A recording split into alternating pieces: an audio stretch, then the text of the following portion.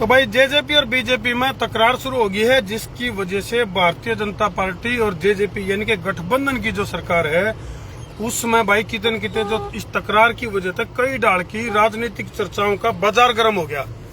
तो कई जने न्यू भी कहने लग गए कि भाई सरकार गिर सका है, तो कुछ न्यू को है कि भाई टिकटमबाजी का जो यू खेल है, जो कि जब इलेक्शन हुए हैं तो टिकटमबाजी तक खेल शुरू हुआ है और भाई यू टिकटमबाजी तक चले जावा है।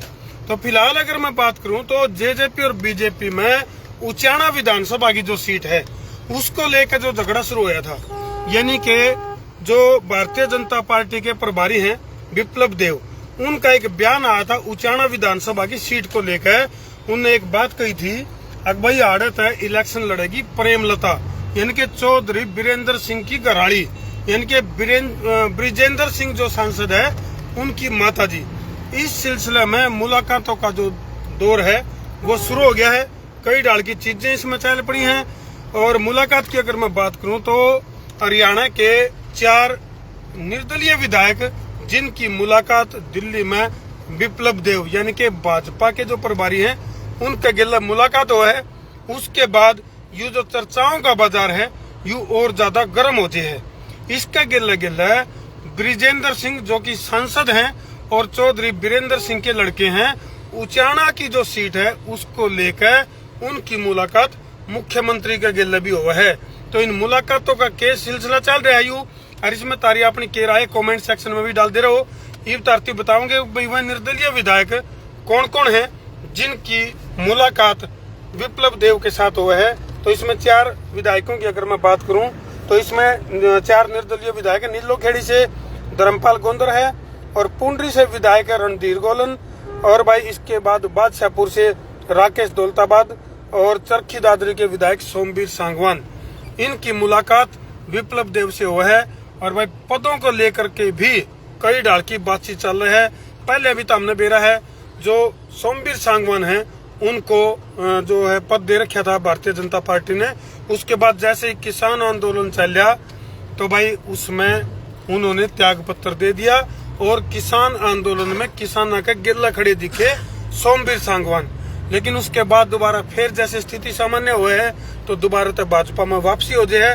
फिलहाल चारों के चारों विधायकों की अगर मैं बात करूं तो उनने आश्वासन दिया है विप्लव देव को यानी कि भाजपा प्रभारी को यह आश्वासन दिया है कि भाई साथ जिएंगे साथ मरेंगे, यानी कि इकट्ठे रहने का साथ खड़े रहने का आश्वासन दिया है। इसमें राजनीतिक गणित की अगर मैं बात करूं तो कई डाल के गणित बने हैं। अगर गहराई से सोचा जाए तो निर्दलीय विधायक यदि भाजपा का दामन छोड़े हैं तो भाई उसमें सरकार गिरने की भी संभावना बन सके है, क्योंकि भारतीय जनता पार्टी के पास फिलहाल जो है 40 सीट हैं और कांग्रेस के पास 30 सीट हैं और 6 निर्दलीय विधायक हैं। तो ऐसे में अच्छा 10 हैं जेजेपी के पास।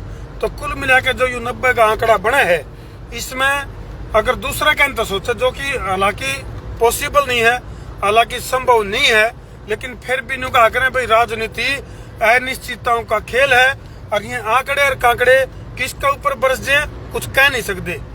हालांकि इस बात में भी कोई दूर दूर तक भी कोई नहीं भाई जेजेपी जो है कांग्रेस के साथ गठबंधन कर सके है, लेकिन एक टिकटमबाजी राजनीति में जो है वो चलती रहा है।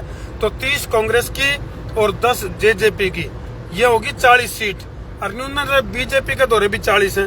अब खेल रह गया निर्दलीय का दौरे, यानी कि निर्दलीय विधायक जो है जिसका साथ देवेंगे उसकी सरकार जो है वो सत्ता में रहेगी।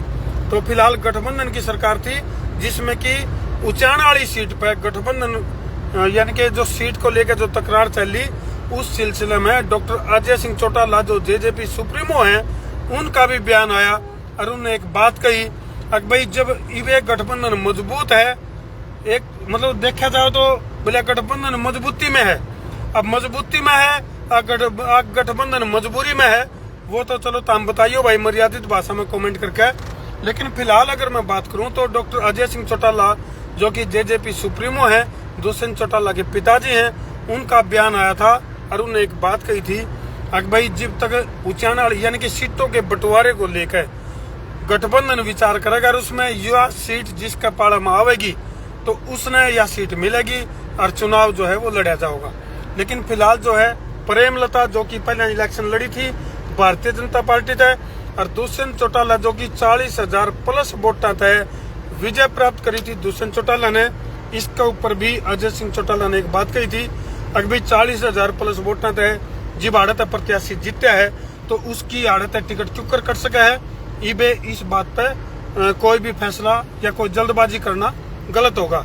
लेकिन विप्लव देव का जो बयान आया है और उसके बाद मुख्यमंत्री के साथ ब्रिजेंद्र सिंह की मुलाकात, उचाना सीट को लेकर खास बातचीत, तो ये कई चीज इस तरफ इशारा कर रहे हैं कि हरियाणा की राजनीति में फिलहाल जो है बहुत तीव्र उसका भूकंप आ रहा है।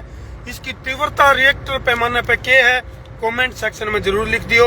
अगर भाई जो राजनीतिक भूकंप है इसकी तीव्रता तो हम कितनी मानो हो, 90 की 90 सीट फिलहाल जो है मतलब जो घमासान चल रहा है और मामला काफी पेचीदा चल रहा है।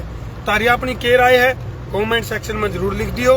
और उचाना की सीट को लेकर दुष्यंत चौटाला एक तरफ दावा कर रहा है और दूसरी तरफ चौधरी वीरेंद्र सिंह का जो परिवार है, यानी कि प्रेमलता की बात करा या ब्रिजेंद्र सिंह की बात करा, तो दोनों ही तरफ से दावा किया जा रहा है उचाना वाली सीट पे। हालांकि इलेक्शन ये दूर है लेकिन मतदाता कुछ मजबूर हैं, तो तुम भी अपनी राय जरूर लिख दियो भाई मर्यादित भाषा में। फिलहाल हमने इसका देशी एनालाइज, पूरे इस मामले का देशी एनालाइज दिया है। कौन कौन से वहाँ 4 निर्दलीय विधायकों के बारे में तरतीब बता दिया जिनकी मुलाकात जो है वो विप्लव देव से हुआ है, यानी कि भाजपा के प्रभारी से। यानी कि अगर इस बयान को अगर हम देखा उचाना में जो बयान दिया गया था तो किते न किते बहुत बड़ी रणनीति का हिस्सा था विप्लव देव भाजपा प्रभारी का जो ये बयान है। तो फिलहाल राजनीति में क्या उठा पटक चलेगी, किस तरह के दाव पे चलेंगे, किस तरह की सरगर्मियां चलेंगी। हालांकि टेम्परेचर की अगर मैं बात करूं तो बहुत गर्मी हो गई है वातावरण में, इसके गिले गिले राजनीतिक गलियारों में भी बहुत जबरदस्त गर्मी फिलहाल देखने मिल रही है। तारी अपनी क्या राय है मर्यादित भाषा में कमेंट सेक्शन में जरूर लिख दियो और वीडियो न कर दो जिला का शेयरिंग का कर दो फतूर, ताकि समस्या उसके दूर और सरकार उसके मजबूर। मैं हूं तारा देसी पत्रकार धर्मू। जय जवान, जय किसान, जय हिंदुस्तान।